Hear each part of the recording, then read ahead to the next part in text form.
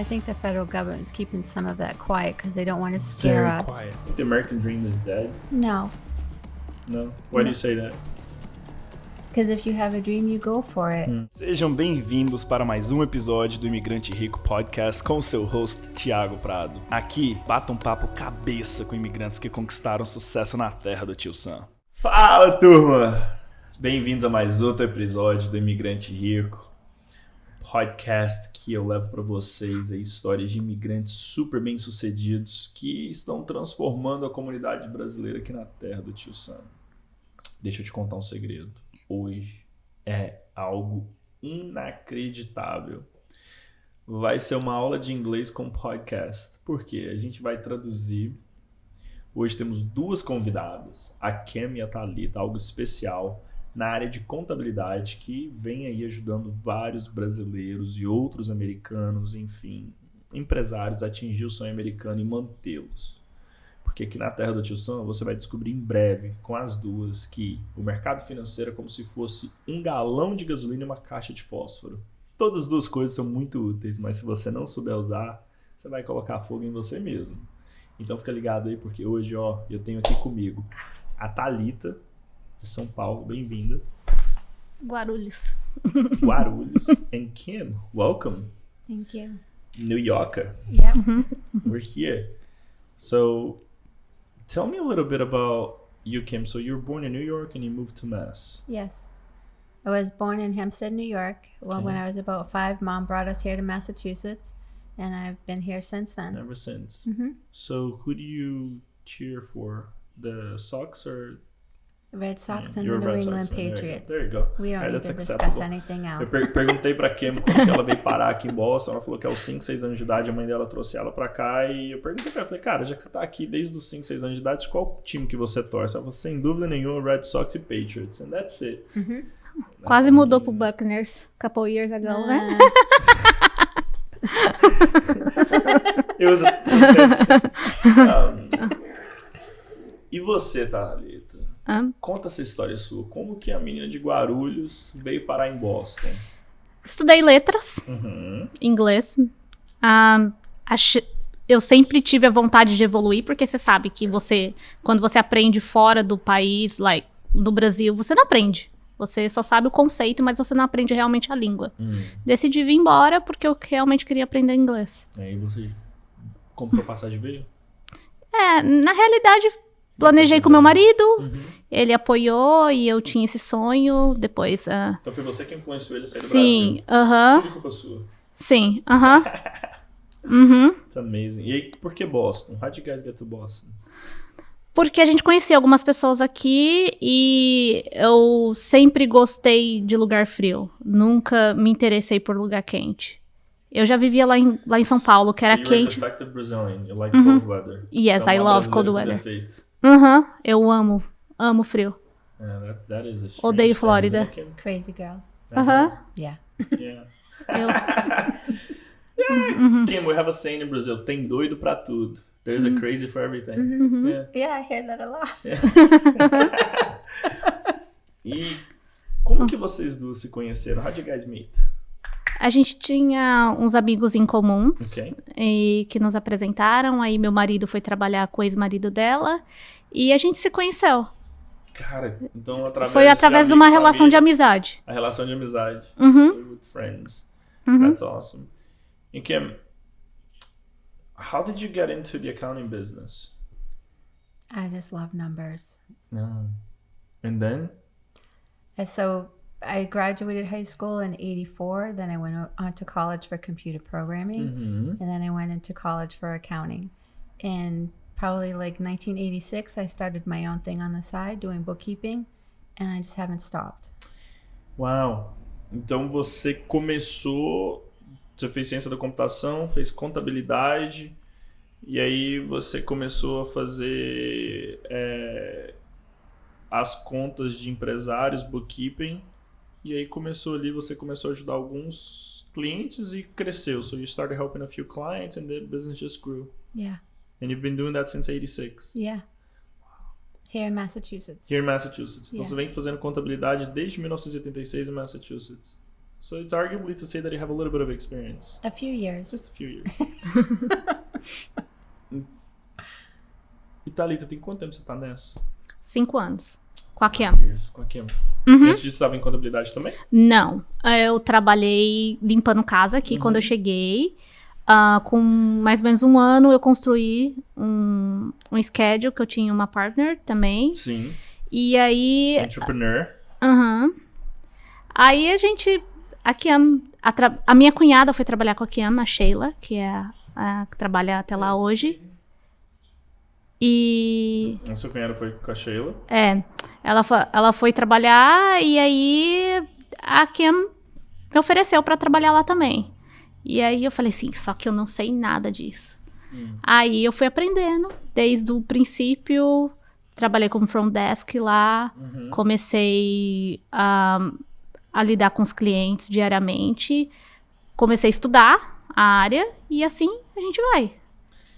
E hoje, assim, Kim, for you, right, this question.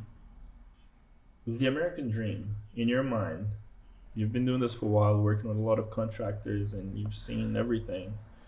Do you think the American dream is dead? No. No? Why do you say that? Because if you have a dream, you go for it. We've had several people who come into the office who ask about it. Usually I meet with Thalita and them or Sheila and them and talk about what they want to do, and we try to guide them. Then they go out, then they come back and they open a corp and she keeps them going. Amazing. Eu perguntei pra ela se ela acredita se o sonho americano morreu. E a resposta dela foi o quê, Thalita? O que você acha? Ela disse que não, porque a gente lida com isso todos os dias no escritório. Isso realmente é real. A pessoa chega lá simplesmente dizendo assim, recebi uma proposta de trabalho e pra eu pegar um trabalho, só que eu preciso ter uma corporation e ter um seguro. O que é uma corporation? Uma corporation é quando você faz uma incorporação da empresa, né? No Brasil. Sim, aí você abre a corporação no estado e no IRS, no federal, e aí a partir dali você tem um IN number que você possa trabalhar. Mesma coisa com o CNPJ, com né? o CNPJ, exatamente. Aí vocês ajudam com tudo isso e tal, e guia essa pessoa no processo. Guia a pessoa no processo, aí de repente passa alguns meses, a pessoa já vem e fala assim, olha, eu preciso colocar 10 funcionários no payroll. Uau. Preciso de um bookkeeping para me acompanhar, ou quando chega com os numbers pra gente, para poder fazer o tax return, assim, é impressionante. Então, assim, eu acho que é uma coisa que a pessoa basta querer e se empenhar para aquilo e fazer as coisas direito. Então é possível. So it's real. Sim. And it's alive. A gente vê isso todo dia. What is the most amazing client story, if you can share one, that you think of it over the last, during your experience? A guy from Rockland came into my office, asked me if he could ever have his own company, and we spoke to him several times, and my ex-husband at the time also boosted him too. Now his company, last year his company did 5.6 million. He owns a bunch of real estate, and he's driving a $150,000 truck. Amazing. Perguntei pra ela então qual que é a história mais legal que ela tem de clientes dessas últimas décadas de experiência. Qual que foi a resposta, Thalita? Ela disse que tinha um rapaz que entrou lá no office dela que sempre perguntava pra ela se podia ter a própria empresa. E ela sempre incentivou, e o marido dela também deu um empurrãozinho pra poder abrir a própria empresa. Ele abriu. E hoje ele tá fazendo mais de 5 milhões por ano. De receita por ano. Um faturamento aí de uns 30%, 40% fácil. Dirigindo a caminhonete 150 pau por ano. So the American dream is not dead at all. No. People are buying houses. People are opening businesses. Yeah. A lot of people try to paint this dark picture that, it's impossible. That, the system is against you. They don't have faith. Yeah. Até pra mim, assim, na realidade eu vim aqui com o objetivo de aprender inglês e olha o que eu tô fazendo hoje. Era uma coisa que não era planejada. É um tipo de American Dream que você nunca espera que você vai ter. Você pode se reinventar. Exatamente. E recomeçar tudo de novo, fazer acontecer. Amazing. And then KBS, accounting, right? Is it accounting? KBS tax, sorry. KBS, it says KBS tax and accounting. Taxes and accounting. So you guys been doing this since 86. Today you're in the South Shore. Yeah. I've always been on the South Shore. You have a lot of clients. What is the most rewarding component of what you do, Kim? Seeing people grow. Amazing. Fiz a pergunta pra ela, falei assim, cara, qual que é a parte mais gostosa do seu trabalho? E a resposta foi, Thalita, Ver as pessoas crescerem. não tem preço, né? Não. E eu posso falar, não existe uma pessoa melhor pra fazer as pessoas crescerem do que ela. Porque, assim, ela é uma pessoa que, se ela precisar ir lá no town, conversar com alguém pra poder você pegar aquele trabalho, ela vai fazer isso. Então, assim, É mais que uma contadora. Sim, ela é a mãe. Ela guia em todos os processos. That's amazing. How do you guys find time for all of this? It's a lot of work. Got all these clients. You make the time. Make the time. She doesn't have a personal life. Thank the you, business. Thalita. Thank you. It's the business. No, I can relate. I can relate. I'm the same way. It's like Workaholic. Work-life balance. What is that? I don't know. I'm still trying to figure it out. I don't think that exists if an entrepreneur. That's amazing. What is one of the key factors that you think, Kim, that propels the tradesman to success? You know, what is the core factor that you say, you know, this really sets these guys apart, and that's why they're so successful? It's the person and the guidance that you give them. So sometimes somebody will come in, I'll talk to them, then they start going off, and then they feel like, oh, their friends start telling them something else, and then they go off, and then they come back like a year later, and it's like, what happened to you? Well, my friend told me to do this. Well, how'd that do? So there's so many people out there telling people the wrong things, and then after they lose money, they lose a job, they lose something, then they come back, and you have to pull them back in and set them back down the right. That is a frustrating thing. Translate that to us, Thalita. O que ela falou? Então, o que ela disse é que às vezes as pessoas vêm no office, a gente orienta da forma correta como a pessoa vai fazer, e de repente a pessoa vai e simplesmente escuta o que os outros falam, o que o amigo fez, o que fez. Aí é uma frustração, porque quando eles voltam, tem que começar tudo do início. E é isso. E isso realmente é bem complicado, e isso acontece todos os dias. E é frustrante, né? É uma frustração enorme, porque o telefone mudo aqui é algo muito forte que existe na comunidade. Me falaram que falou que foi dessa forma. E às vezes até te acusam. Falam assim, porque foi a Kim que me disse isso. E a gente sabe dos princípios que não é assim. Entendeu? Então, assim, as pessoas acusam, as pessoas falam, mas às vezes é a própria pessoa que tá ali fazendo aquilo. Se auto-sabotando. Exato. Yeah, you know, it's auto-sabotage. There are a lot of people who can't follow, you know, the recipe, right? They can't take the meds the way they should take, and then they blame the meds for their own consequences. And I said that earlier in the podcast in Portuguese, Kim, you didn't understand, but I have a great line that one of my mentors gave it to me, and I never forget. So Chuck one day said, finance in the US, it's a gallon of fuel and a lighter. Both things are very useful, but if you don't know how to use them, you're going to burn yourself. True. And I see that every day in the accounting business. The American financial system is amazing, but if you don't know how to use it, you can lose it all in a minute. Oh yeah, you build the American dream, and it's taken right out of your own hands. We're in a very interesting time right now, and as we go on over the next 12 months, interest rates are higher.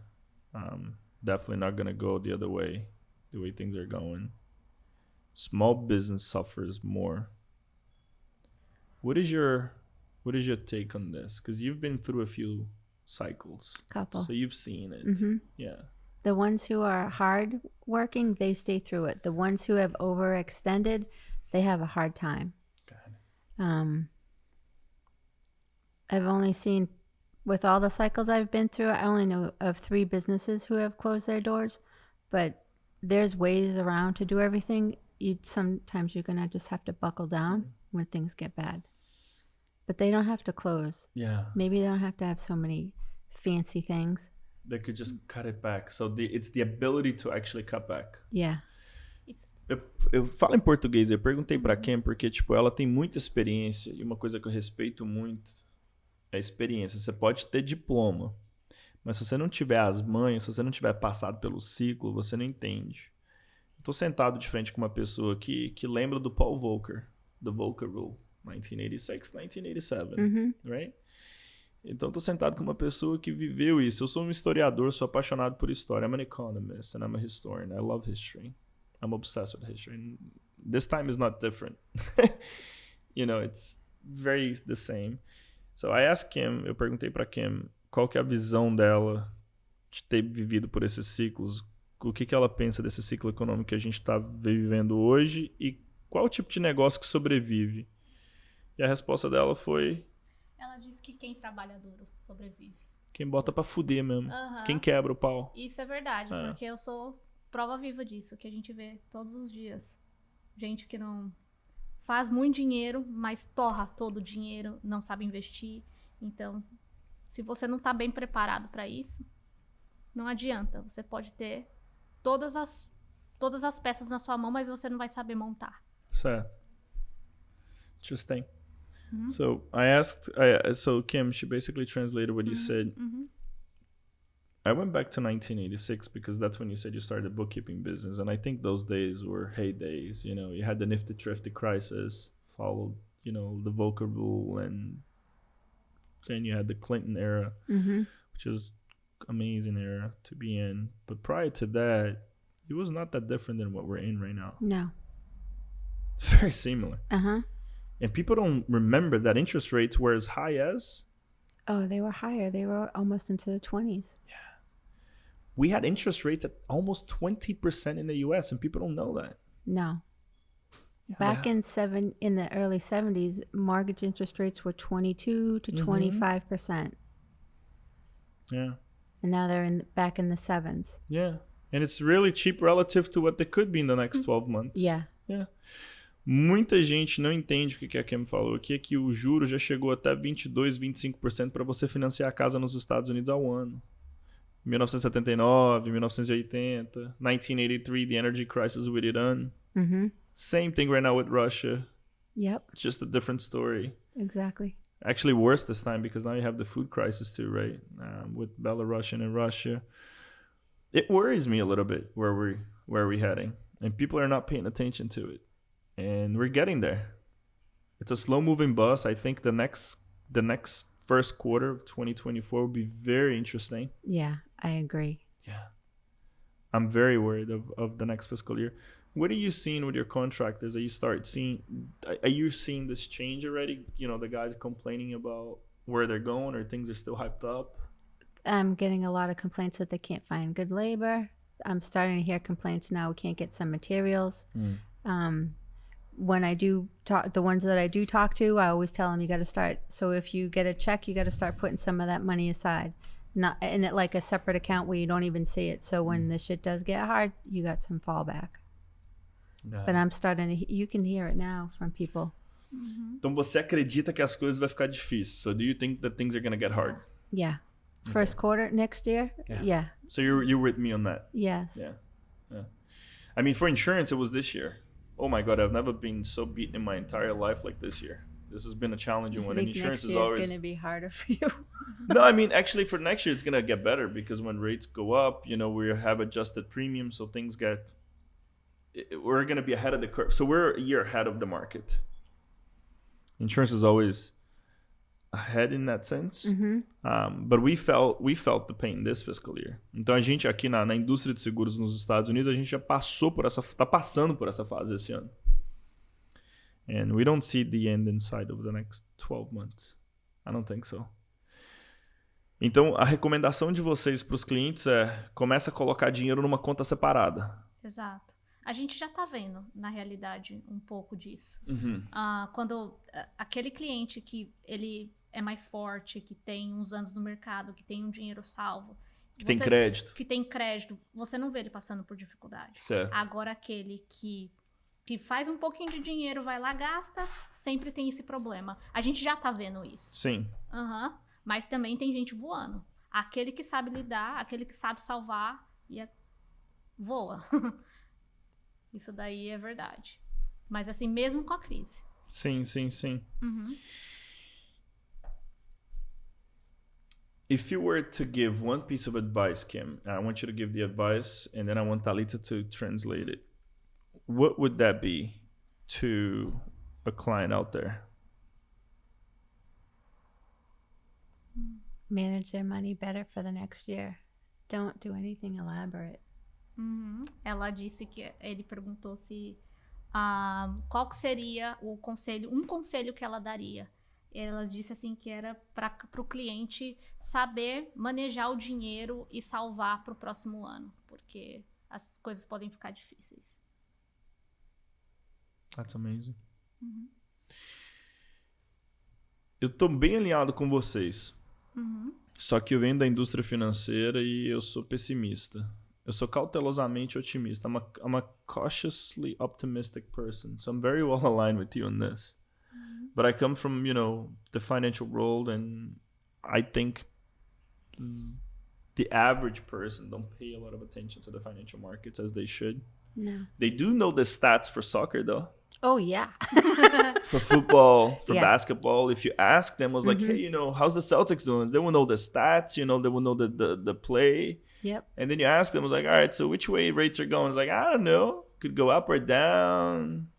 No. And right now, it's a moment where we should definitely not go to a mechanic and ask him to perform surgery on our brain.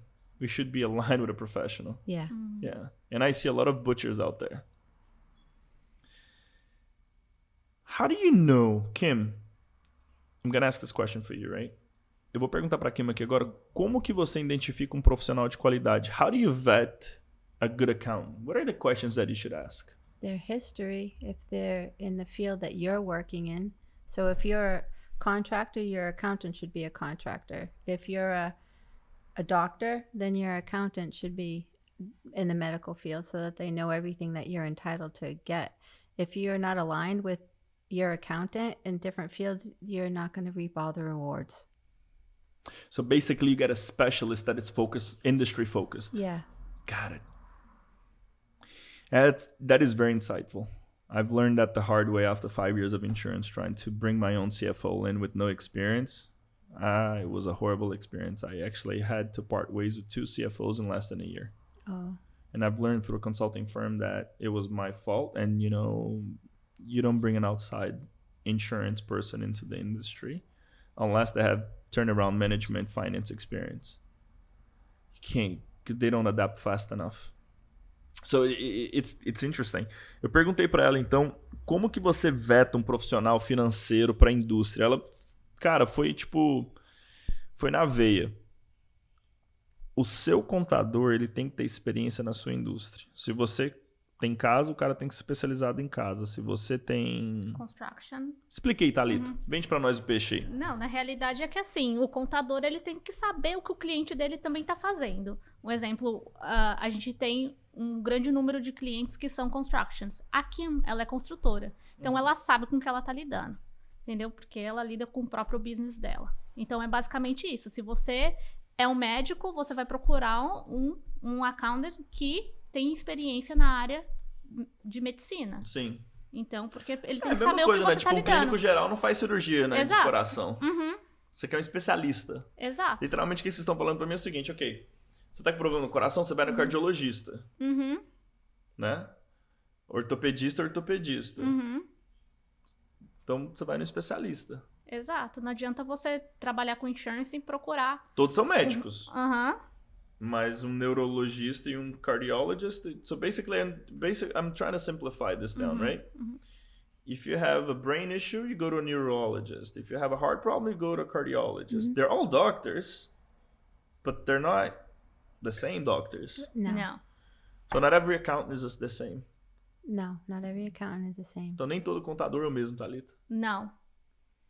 Aquele que é especializado em construção, ele dificilmente vai saber coordenar um bookkeeping ou fazer alguma coisa para uma outra área.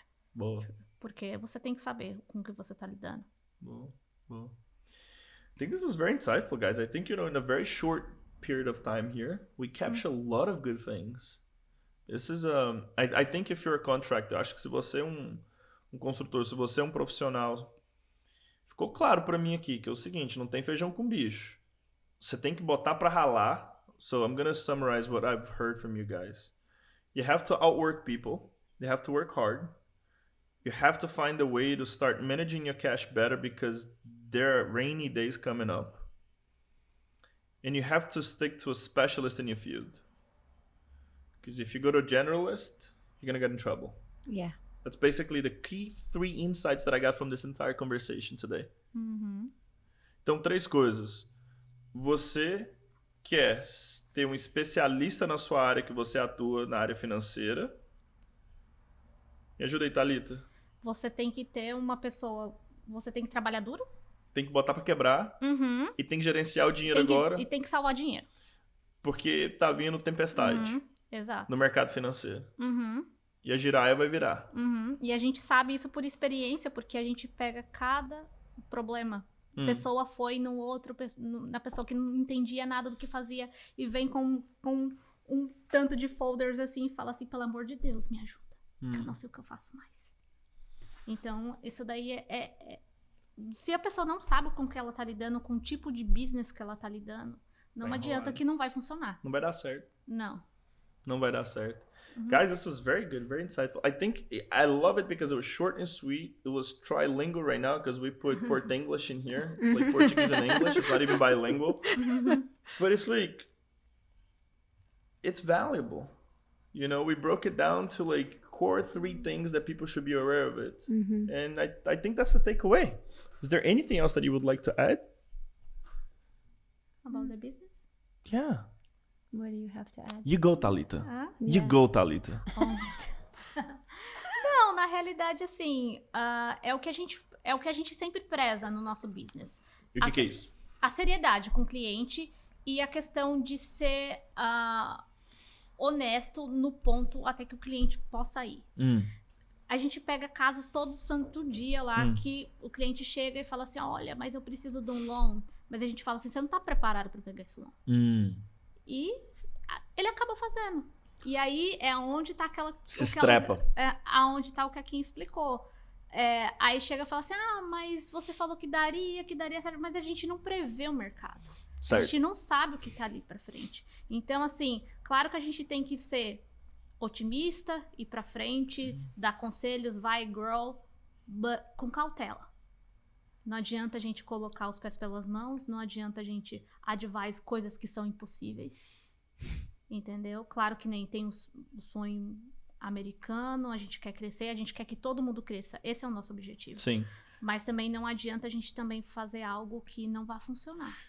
So, Kim, what is the key thing that kills a company?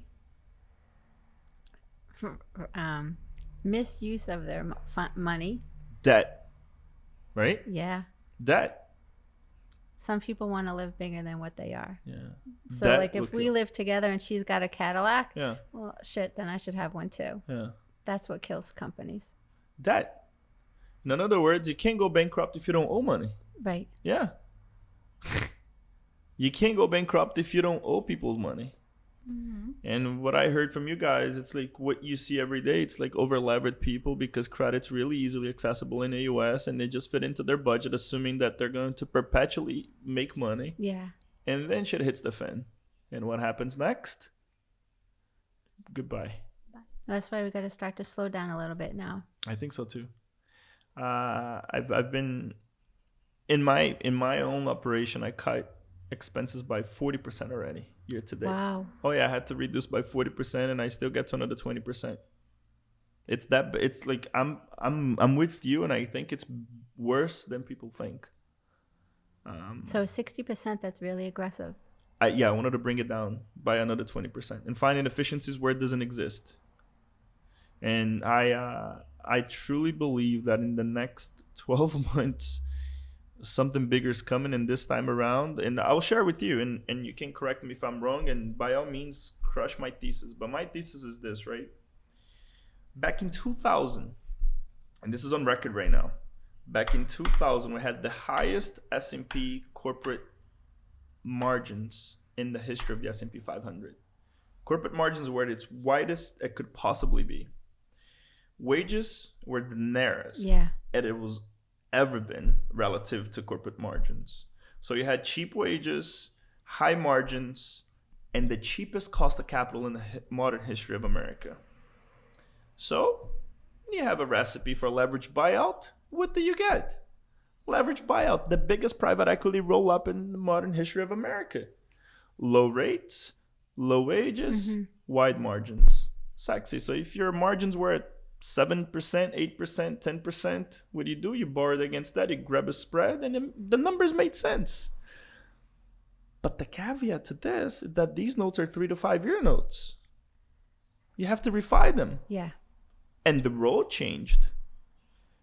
Wages expanded, margins narrowed, and rates went up. And we've seen with Silicon Valley Bank. Yeah. And that's just the beginning of it. So PEs now need to roll their debt, and where they're going to refi when your covenants are blown. Yeah. There's going to be a problem. A bigger problem. And in a commercial real estate, holy cow, what's coming? You see all the vacancies? Yeah. It's insane. Então, eu vou resumir para vocês aqui agora o que eu falo em inglês para Kim, que é o seguinte, cara. Em 2020, a gente teve a maior margem de lucro da história do S&P 500, do S&P 500, que é as 500 maiores empresas dos Estados Unidos. O custo de mão de obra era o mais baixo da história e o juro foi historicamente baixo. Quando você tem uma receita de leverage buyout, que é literalmente eu pego dinheiro emprestado contra o fluxo de caixa dessa empresa para me comprar essa empresa. Por quê? A margem de lucro é alta, o custo de capital é baixo, eu tenho um spread ali, vamos supor, se me dá 10% de retorno, eu pego ali a 7% e tenho 3% de lucro, eu posso fazer isso a vida inteira. Só que essas notas promissórias é de 3 a 5 anos. E o que acontece? 2020 para 2023, o mundo mudou. Você teve supply shock, demanda de mão de obra aumentou, então a mão de obra ficou muito mais cara, a sua margem caiu por causa da inflação, mão de obra subiu, e agora essas notas promissórias vai vencer em 2023, 2024, 2025. E como que o fundo de investimento vai refinanciar isso? Então a gente vai ver vários Toys R Us shut it down. We're gonna be a lot of Christmas tree shop Gone. There will be a lot of these things going. These companies will go away for the next, I would say, 24 months. Oh, yeah. Yeah. And there will be more Silicon Valley banks, which we don't know that it's coming yet. Any small community bank, any small bank that it's exposed to private equities will perish. Yeah. Yeah. And I think the federal government's keeping some of that quiet because they don't want to scare Very us. quiet. Look what happened to JP Morgan, right? It Yeah. rolled into what is the other bank? JP Morgan rolled in the bank the other day, just like Yep, with they Salomon did. Brothers. Yep. Overnight. And guess what we're focused on? That didn't. The submarine. Yeah. The submarine took the news. Yep. While that bank was rolled in. Hold on. To me that was insane. And no one is paying attention to this. No. That hasn't been on the news at all. Mm-mm. I haven't read it anywhere. I read it on the Boston Business Journal. That's how I found out about it. Yeah. So basically overnight, and this is crazy and this is factual, right? First Republic Bank rolled into JP Morgan without anyone knowing. That should have been huge news. Huge news. So they're keeping things quiet because they don't want to get the economy panicked. They don't want the spillover. Yeah. And First Republic was bigger than SVB. Yep. Way bigger than SVB. So overnight, everyone who worked for the First Republic Bank became JP Morgan employees. Everything we don't about even it. know if all those employees got rolled over. No. We don't know who got let go. We don't know if CEOs. I haven't really delved into it, but it hasn't been out there. No. Too quiet. Too scary. Too scary. And that was one of them. So SVB, First Republic. I want to see what the other ones. So basically, right now, it's the international banking institutions, the IBIs, will get bigger. And we've seen that with Deutsche Bank profitability this week. I don't know if anyone's paying attention, but since they roll in Credit Suisse, the margins have gone through the roof. So smaller community banks will start getting crushed, just like the Nifty Thrifty days. And now I question if they're going to start recalling loans too. You know, commercial loans, because if you're blowing the covenant, right, you're gonna get. I wouldn't be surprised if they start calling on some of the commercial loans. Yeah. I wouldn't be surprised by that at all. Neither am I. This was a great discussion. So guys, sorry. I'm a dork when it comes to these things. You know, I'm a voracious reader, like similar to you, and I'm passionate about it. And I think that the community are not aware where we're getting into. No. And those guys who are building $5 million homes are feeling the pinch right now. Big time. Big time. Yep. Então os caras que construíam casa de $5 milhões já estão no pau da goiaba. Because they had to drop prices by 10%. And some even by 20%. Yep. Então quem constrói uma casa de $5 milhões que abaixa o preço por 10%, perdeu 500 mil ali. E se tiver que abaixar 20%, é $1 milhão. That's their profit. That is their profit. The profit is gone. Yep. They're just walking away clean. Yeah. If they walk away. True. Because some of these things, they're sitting on it. Way too long. Way too long. But that's what drives me crazy, right? They were doing $1 million homes. They were doing just fine. Then they jumped to the $2 million homes. And then they started doing the high luxury $5 million homes. Rate goes up by 50 bips. Your propensity to borrow goes down significantly. And there was a stat that I saw last year. Teve uma estatística no passado. On your ability to borrow at $3,000 with the rate change over 12 months. With a $3,000 mortgage, in 12 months you could buy a $780,000 home, and then it dropped to $420,000. I'm assuming, but it was something. Rates going up by like 2% dropped the propensity to borrow by 50%. And I imagine on a $5 million home. Yep. Yeah. Enfim, espero que vocês entenderam o que a gente falou. Vou trazer para vocês nas próximas palestras que eu vou dar nos próximos 6 meses. Fica ligado no meu canal. Vou trazer muito isso para você. Eu acompanho isso diariamente, é algo que eu sou apaixonado. Kim, I wanted to thank you for your time, for sharing, with me here. I know we're probably going to scare a bunch of people with this, but like they should be scared because it's real. It's legit. It's real. coming. It's real life. It's honestly, it's real life. It's coming. And I love that I exchanged this with someone who was in the industry in '86, because people don't get this. It's like you went through '86 crisis, you went through the Russian crisis in the mid '90s, and then you went through the .com, and then you went through the financial crisis, and now, since the financial crisis, life has been beautiful. It was good. A big run. I mean, we've been on a decade run right now. At plus least, decade plus run since 2011. Yeah. It's insane. It's been good. Yeah. I've done well. Yeah. Unfortunately, I was half in college, but congratulations. But it's But now we got to open our eyes. Yeah. Before we lose what we built. Before you lose what you built, because we've seen this. So I traded on performing loans after I left the endowment at MIT, and that traumatized me. I worked cleaning the balance sheets of Key Bank and BBVA in Latin America, and I saw a lot of things that scared me. So I saw a lot of mixed use, mixed performing, your Ferrari being pulled with your boat and cross-collateralized. You saw a lot of things. Oh, I witnessed a lot of things. So I wiped the balance sheet of HUD, biggest HUD mess up during the Obama era down in Dallas. I worked on that portfolio. So I've seen, for a year, I was exposed to a lot. And I'm very fortunate to actually have had that education, because it opened my eye to cross-collateralized assets. And before we go, I think this is another great insight.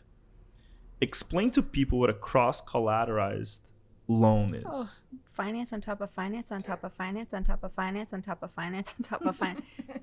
They just keep doing it. Banks aren't doing it as much. Probably the last 6 months, I'm going to say, they started really focusing on stopping. But you could, if you had $1 equity on it, you could finance another thing on top of it. Yeah. Crazy. And then they put lien on everything. Yeah. Everything but the kids. Yeah. Importantíssimo isso da agora pra frente. o banco quer que você coloque tudo no pau. Cross-collateral é quando você cruza a hipoteca. A hipoteca cruzada. Se você está assinando hipoteca em cima de hipoteca, em cima de hipoteca, em cima de hipoteca e está cruzado, se você deixa de pagar uma, é como se fosse um efeito dominó. It's a domino effect. If you default on one, it defaults on everything. Yeah. That's the problem with cross-collateral. And I worked on those things. And I was like, sometimes you would look at the portfolio and you dive into the person's life, and I'm curious, I would Google it. And I never forget this guy in South Carolina that was a big developer with all this land, and he had this amazing business model who turned out to be beautiful. But he was doing during the financial crisis. So it was like, you know, these lots with the water, dock by the river that will get you to the ocean. But the financial crisis came and he ran out of money. And he owned the club, the Ferrari, his house, his business, everything on its same big development On note. the same note. Yeah. Lost it all. Lost it all. And we liquidated that and it traded like dimes on the dollar. So that's what I fear it's up ahead of us. But again, you know, they're way smarter people than we are. And I guess these things usually happen when people are not expecting. Yeah. So let's see Q1. Guys, this was amazing. Eu acho que bati um papo bem legal. A gente vai dar continuidade com a Thalita agora num próximo. Eu quero trazer você de volta. Kim, thank you for your time. Thank you for having us. I appreciate it for you and you having the support there from mom. Thank you. Thalita, obrigado por fazer isso acontecer. Por nada. Eu espero que vocês possam continuar esse trabalho. I think what the work that you guys do are amazing. So please, you know, continue educating, and you know, you've seen that it's not that hard, so you can do it. I know. And if there's anything I can do to help, please count on me as well. Thank you. It was a pleasure. Same here. Our door's always open. Thank you very Appreciate much. it. Thank It you. was awesome. Até a próxima e obrigado por acompanhar um podcast trilingue. Olha só para você ver, português, inglês e portanhol. Não, português, porta-inglês. Você até misturei, foi tudo. Galera, se você não entendeu, tranquilo. Coloca a pergunta aí que nem eu. Só marca um minuto que eu vou lá e traduzo para você. A nossa equipe traduz. É um prazer imenso trazer esse podcast para você, porque hoje eu trouxe uma pessoa aqui com 3 décadas de experiência. Não é todo dia que eu tenho a oportunidade de ter uma pessoa desse jeito aqui. E são profissionais desse jeito que eu respeito. Espero que você sigam eles. E se você estiver no South Shore e precisar de contador, cara, ela entende só um pouquinho, viu? Obrigado. Até a próxima. Thank you, guys. Thank you. This is amazing.